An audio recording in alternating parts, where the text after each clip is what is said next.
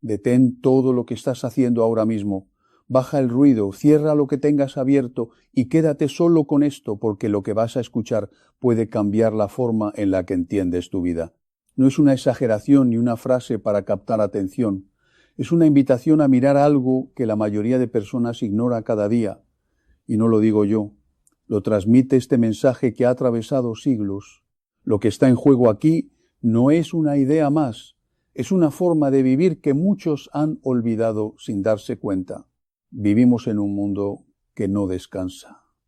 Un mundo que corre sin parar, que nos empuja de una pantalla a otra, de una notificación a la siguiente, hasta que los días pasan sin que realmente nos detengamos a pensar.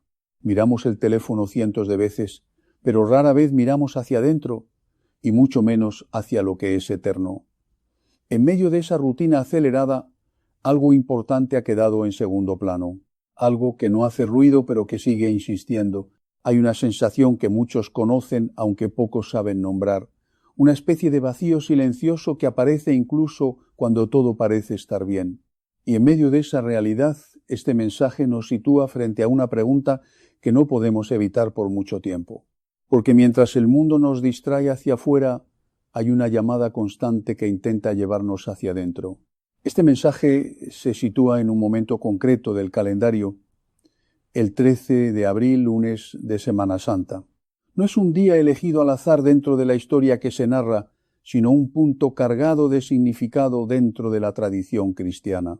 Es el día que sigue a la entrada de Jesús en Jerusalén, un momento en el que fue recibido entre palmas, entre voces de celebración y reconocimiento, pero también es el inicio de una semana que cambiaría todo. En esa misma secuencia de días, antes de la traición, antes del abandono y antes de la crucifixión, ocurre algo que no todos recuerdan con claridad. Jesús no se queda en la celebración, no se detiene en la apariencia de triunfo. Su camino lo lleva directamente al centro espiritual de la ciudad, el templo, y lo que hace allí no es lo que muchos esperarían. No entra como un visitante más, ni como alguien que simplemente observa. Entra con una claridad absoluta sobre lo que debe suceder, y ese momento marca un antes y un después dentro de la historia que se está desarrollando. Es importante entender el contexto porque no se trata solo de un relato antiguo, se trata de una escena que sigue teniendo eco hoy, un día en el que la calma aparente se rompe con una acción que revela algo mucho más profundo. No es un gesto impulsivo, sino una declaración. Y en medio de todo esto surge una pregunta que atraviesa el tiempo. ¿Qué está pasando realmente en ese lugar y por qué sigue siendo relevante para nosotros hoy? Esa es la puerta de entrada a todo lo que viene después. La historia continúa en ese mismo lunes de Semana Santa, un día que a simple vista podría parecer ordinario dentro de una semana religiosa, pero que en realidad está cargado de significado. Jesús ha entrado en Jerusalén rodeado de aclamaciones, de esperanza, de una multitud que lo reconoce por lo que creen que es un rey. Todo parece una escena de victoria, de celebración colectiva, de reconocimiento público. Sin embargo, la dirección que toma Jesús rompe por completo con esa expectativa. Él no se detiene en la emoción del momento, no se deja llevar por la aceptación momentánea de la gente, en lugar de eso se dirige hacia el templo. Y ese detalle es clave para entender lo que está a punto de suceder, porque el templo no era simplemente un edificio, era el centro espiritual, el lugar donde se suponía que el ser humano se encontraba con lo divino. Era el símbolo de la relación entre Dios y su pueblo. Pero cuando Jesús llega allí, no encuentra lo que debería encontrar. Lo que debería ser un espacio de oración, recogimiento y encuentro se ha convertido en otra cosa. Y es en ese contexto donde ocurre un gesto que marca profundamente el mensaje de este día. Jesús entra en el templo y observa lo que sucede dentro. Ve actividades que han desplazado el propósito original del lugar. Ve intercambio, negocio, distracción, intereses humanos ocupando un espacio que debería estar reservado para otra cosa. Y su reacción no es indiferente, ni silenciosa, ni pasiva. Él actúa, voltea mesas, interrumpe lo que estaba establecido, expulsa lo que había transformado ese espacio en algo distinto a lo que debía ser. Y en medio de esa acción pronuncia una frase que resuena con fuerza, que la casa de Dios ha sido convertida en algo que ya no corresponde a su propósito original. No es solo una crítica externa, es una confrontación directa con la pérdida de sentido, con aquello que se ha desviado de su intención inicial. Y aquí es donde el mensaje deja de pertenecer únicamente al pasado y empieza a tocar el presente. Porque la pregunta que surge no es solo qué pasó en aquel templo, sino qué representa hoy ese templo. Y el propio mensaje da la respuesta. El templo, en este nuevo entendimiento, ya no es solo un edificio físico. El templo somos nosotros. Es la vida interior, el corazón, la conciencia, el espacio más profundo del ser humano. Y cuando se plantea esa idea, la escena cambia completamente. Ya no estamos observando una historia antigua, sino una reflexión directa sobre la vida actual. Porque si el templo somos nosotros, entonces la pregunta se vuelve inevitable. ¿Qué hay dentro de ese templo hoy? ¿Qué ocupa el espacio interior? ¿Qué se ha instalado allí con el tiempo? ¿Qué ha desplazado aquello que debería ser esencial? Y sobre todo, si ese lugar sigue cumpliendo su propósito original o si ha sido transformado sin darnos cuenta. Es en este punto donde el mensaje empieza a volverse personal. Ya no se trata de observar una escena externa, sino de mirar hacia adentro. Y ese giro es el que da forma a todo lo que sigue. A partir de este punto, el mensaje deja de ser solo una reflexión histórica y empieza a convertirse en una mirada directa hacia el presente. Porque si el templo no es únicamente un lugar físico, sino el interior de cada persona, entonces lo que ocurrió en Jerusalén se transforma en una imagen de algo que puede estar ocurriendo hoy en cada vida. La idea central se vuelve inevitable. ¿Qué sucede cuando ese espacio interior deja de estar ordenado? ¿Qué pasa cuando aquello que debería tener un propósito claro se llena de elementos que lo desvían? Y aquí el mensaje se vuelve más profundo, porque no habla solo de grandes errores o decisiones extremas, sino de procesos lentos, casi invisibles, que van ocupando el espacio interior sin que nos demos cuenta. Se mencionan las mesas dentro del templo como una forma de representar todo aquello que se instala en la vida y empieza a tomar el control. No siempre se trata de cosas evidentes o claramente negativas. A veces son hábitos, pensamientos, prioridades o preocupaciones que poco a poco desplazan lo esencial. Y cuando eso ocurre, el interior pierde claridad. El mensaje insiste en que el problema no siempre está en los grandes actos, sino en las pequeñas acumulaciones, en aquello que se repite día tras día hasta volverse normal. El orgullo que se instala silenciosamente, la envidia que se disfraza de comparación constante, el rencor que se mantiene vivo durante años sin ser cuestionado, todo eso, sumado, crea un entorno interior que ya no refleja lo que originalmente debía ser. Y entonces aparece una pregunta que atraviesa todo el discurso. ¿Cuántas cosas hay dentro de nosotros que ya no deberían estar ahí? ¿Cuántas estructuras internas hemos permitido que se mantengan sin revisarlas? ¿Cuántas mesas simbólicas siguen ocupando espacio en un lugar que debería estar centrado en algo más profundo? El mensaje no se detiene en la crítica, sino que apunta a la conciencia, porque reconocer lo que hay dentro no es un acto de condena, sino el primer paso hacia cualquier cambio real. Y aquí se introduce una idea importante. La intención de esta reflexión no es generar culpa, sino despertar claridad. Se sugiere que muchas personas viven con una sensación de carga interior sin poder explicarla del todo. Una mezcla de cansancio emocional, vacío y desconexión que no siempre tiene una causa evidente. Y el mensaje plantea que en muchos casos esa sensación puede estar relacionada con lo que se ha ido acumulando en el interior sin ser atendido. La imagen del templo vuelve a ser central, porque si ese espacio representa la vida interior, entonces lo que lo llena determina su estado. Y si está lleno de ruido, de distracción, de prioridades desordenadas, entonces la experiencia interna inevitablemente refleja ese estado. Pero en medio de esta reflexión también aparece una invitación implícita. No se trata solo de identificar lo que está mal, sino de reconocer que existe la posibilidad de ordenarlo, de recuperar el sentido original, de volver a colocar lo esencial en el centro. Y con esa idea, el mensaje se prepara para dar un paso más profundo. Porque ya no solo se trata de observar lo que hay dentro, sino de entender por qué muchas personas no logran verlo con claridad o prefieren no enfrentarlo. Cuando uno empieza a mirar hacia adentro con honestidad, aparece una realidad que no siempre es fácil de aceptar, no porque sea extraordinaria, sino porque es cotidiana. Muchas personas no rechazan este tipo de reflexión por falta de inteligencia o de interés, sino por algo más simple y más humano. La costumbre de evitar lo incómodo. Y ahí es donde el mensaje toma un giro importante. Porque no se trata solo de identificar lo que hay en el interior, sino de entender por qué tantas veces preferimos no verlo. Porque es más fácil seguir con el ritmo diario que detenerse a revisar lo que sentimos, lo que cargamos o lo que hemos dejado acumular con el tiempo. El interior de una persona puede parecer ordenado desde fuera, pero funcionar de manera muy distinta por dentro. Y esa diferencia entre apariencia y realidad es uno de los puntos centrales del mensaje. Porque no todo lo que parece estable lo está realmente, y no todo lo que se muestra refleja lo que se vive en silencio.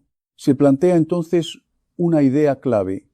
El ser humano puede acostumbrarse a convivir con el desorden interior, puede normalizar el cansancio emocional, la falta de dirección, incluso una sensación de vacío que no se llega a cuestionar del todo, y cuando eso ocurre, deja de haber urgencia por cambiar. El mensaje no acusa, pero sí señala un patrón.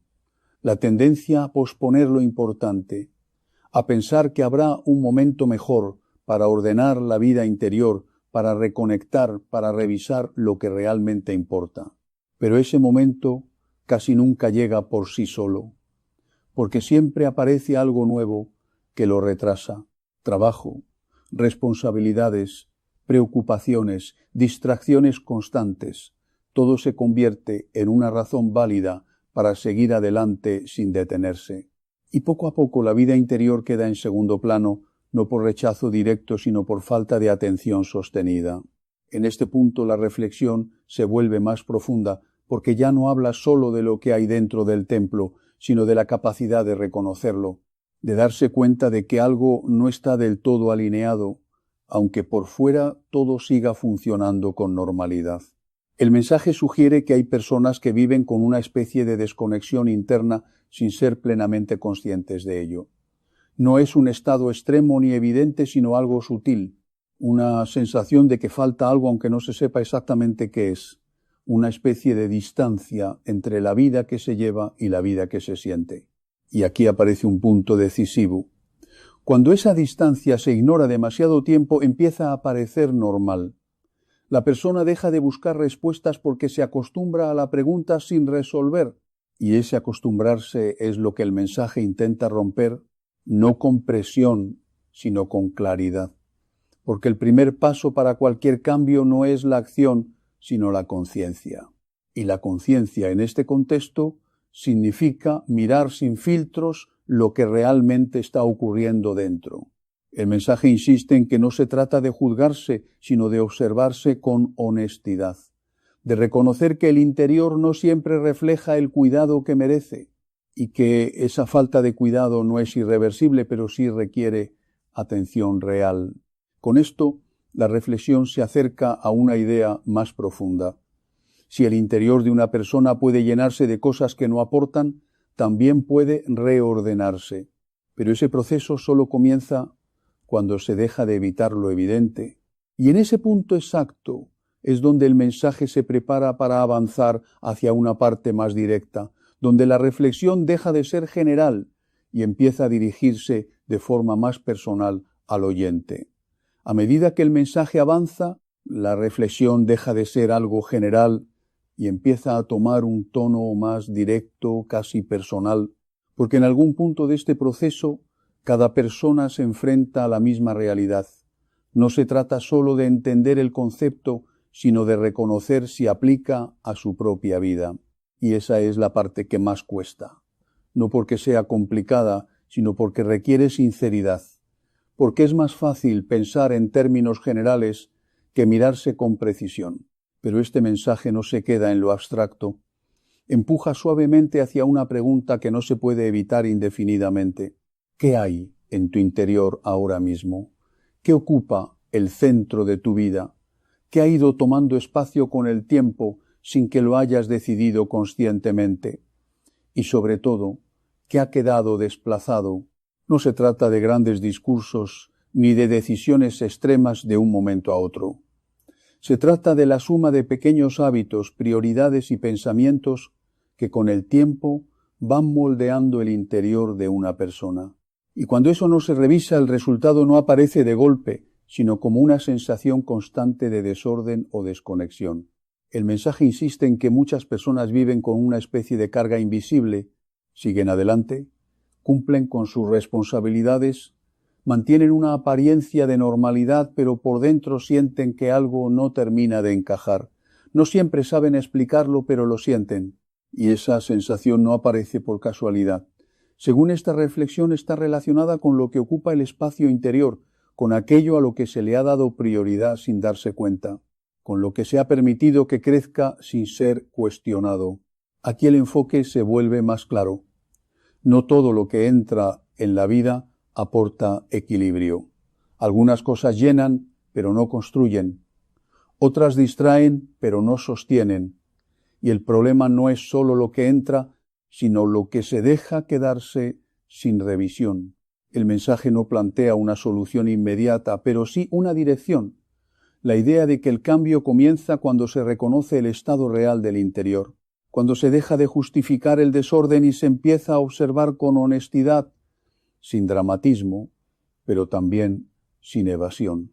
Porque mientras no hay reconocimiento, no hay posibilidad de transformación real. Y esa es una de las ideas centrales de esta parte del mensaje.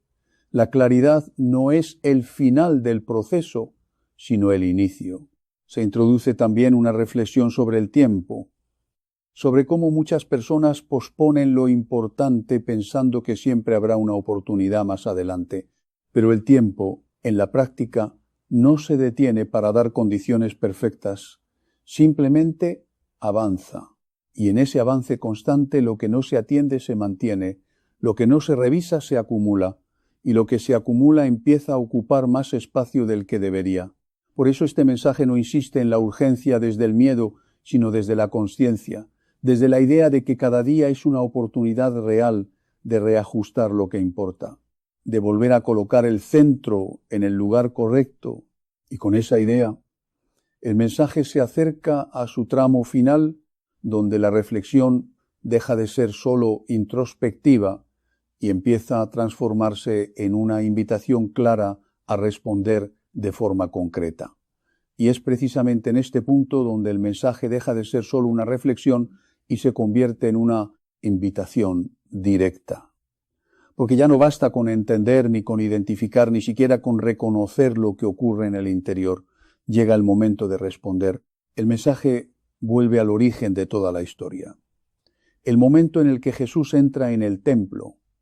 Y lo que hace allí no es solo una acción simbólica del pasado, sino una imagen de algo mucho más profundo. No se trata únicamente de limpiar un lugar físico, sino de devolverle su propósito original. Y cuando esa idea se traslada a la vida interior, el significado se vuelve claro. Porque si el interior de una persona ha sido ocupado por cosas que no construyen, entonces también existe la posibilidad de reorganizarlo, de recuperar el orden, de volver a lo esencial. Pero ese proceso no ocurre de forma automática. Requiere una decisión. Requiere abrir espacio para la claridad incluso cuando eso implica soltar lo que ya se había vuelto habitual. Y eso no siempre es fácil, porque hay cosas que, aunque no hagan bien, se sienten familiares. Por eso el mensaje no habla de perfección, sino de disposición. No de tener todo resuelto, sino de estar dispuesto a mirar con honestidad lo que hay dentro.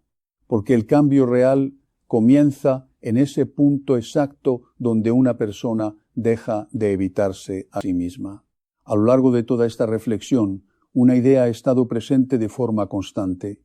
El interior de cada persona no está cerrado ni perdido.